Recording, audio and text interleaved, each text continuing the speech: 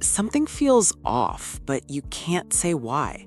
Your stomach knots, the numbers kind of make sense, the story mostly adds up, and yet there's that slow, heavy drop in your gut that will not shut up. That feeling? Stop ignoring it. Con artists don't start with a gun to your head. They start with mind games, 5 of them. If you learn the patterns, you don't need to be a genius with money or contracts. You just need to recognize the script they all read from. Mind game 1, the "we're already on the same side" trap. They don't pitch you like a stranger. They slide in like a teammate who just got here a little earlier. Same background, same struggles, same dream. They mirror your words, your worries, even your jokes. In 10 minutes, it feels like you've known them for years. Here's what's actually happening. Your brain has a shortcut. Same as me equals safe. Con artists hammer that button. They rush the bonding, they rush the trust, then they use that fake closeness as a discount code to your boundaries. Your first defense is paper, not feelings. When someone just like you suddenly wants you to move fast on money, contracts, or secrets, stop the conversation and say, "Cool, send me everything in writing." Email, message, contract, doesn't matter.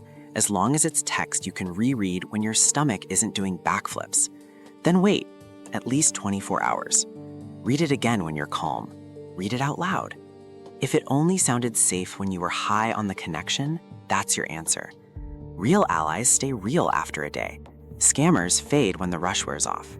Next, mind game 2, the urgent but weirdly vague emergency. They always have a story. A bill that must be paid tonight. A once-in-a-lifetime investment that closes in an hour. A family crisis they can't fully explain, but somehow you're the only one who can fix it. You feel the same knot in your gut, but now it's mixed with guilt and a countdown clock. Think about bills from 3 months ago sitting in a pile on your table. They're boring, no drama. Real-life emergencies usually start like that. Letters, notices, follow-ups. Con artist emergencies almost never come with boring paper. They arrive with panicked eyes, long speeches, and zero documentation you can calmly check. Your move is simple. Reverse the pressure. Anytime someone says, "You have to do this right now," your default line is, "If it has to happen this second, the answer is no." Say it once, then stop talking. Then ask for proof you can verify without them in the room. A real bill, a real contract, a website you can find yourself, a company you can call from your own phone. If all they can give you is a story and a deadline, walk away. Real emergencies survive a pause. Scams die if you stop to breathe. Mind game 3, the "you're lucky I picked you" glow. They act like they're scraping the last bit of deodorant out of the tube, and somehow you're the one they decided to use it on. Exclusive deal, special access, private opportunity. The message is always the same. Out of everyone on earth, you're the chosen one. Here's the trick underneath. They're not actually selling you a product. They're selling you a feeling. Special, chosen, finally seen. That feeling is addictive. Once you start chasing it, you'll ignore numbers, ignore contracts, ignore basic reality just to keep the glow. Counter it with a brutal little rule. If it really is that good, it won't vanish because you took a day to check. Write that down. Whenever someone says, "Don't tell anyone, this is just for you," assume you're standing in a crowd hearing the exact same line. Check how they react when you bring in someone boring, a friend who reads contracts, a partner who asks dry questions. Say, "Great, I want my brother to look this over," or "I'll run this past my accountant." Watch their face. Honest people don't panic at extra eyes. Con artists do. Mind game 4, confusion as a weapon. You ask a straight question, they answer a different one. You try again, they tell a story. Dates shift, numbers wobble, their explanation spirals until your brain feels like a strainer with a hole in it. You can feel something leaking out, but you can't hold on to what. That fog is not an accident. Your mind can only track so many moving parts at once. They pile on details, side stories, name drops, anything to overload you. The goal is simple. Once you're overwhelmed, you'll sign or agree just to get out of the conversation. So you make a rule. When it gets muddy, you stop deciding. Say, "I'm not making any decisions while I'm confused." Put it in a short message. Short is the key word. 1 page, 1 email, 1 list of terms. If they send you 10 voice notes and a novel-length text wall, that's not clarity, that's camouflage. break their story into 3 questions on paper. How much exactly? By what date exactly? What do I get exactly?